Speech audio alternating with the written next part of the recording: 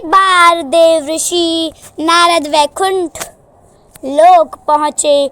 वहाँ उन्होंने भगवान विष्णु से विनम्रता से पूछा, भगवान, संसार में कौन बड़ा है, कर्म या भाग्य?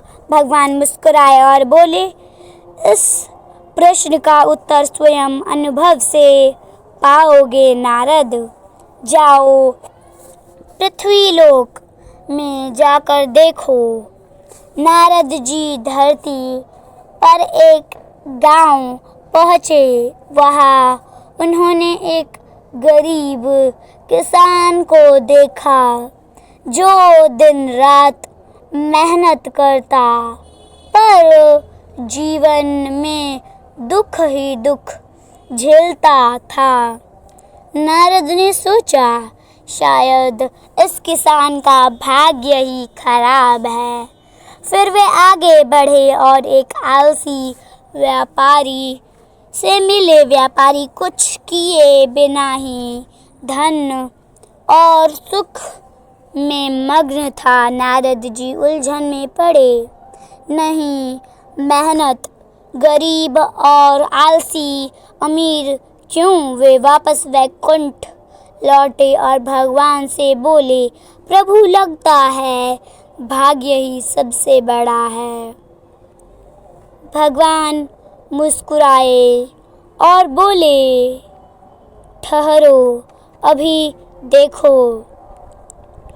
अगले ही दिन वह व्यापारी बीमार पड़ा, धन लुट गया और सब कुछ छिन गया।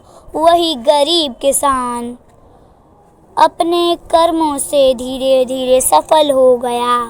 उसने खेती में नई तरकीबें अपनाई और मेहनत से समृद्धि बन गया।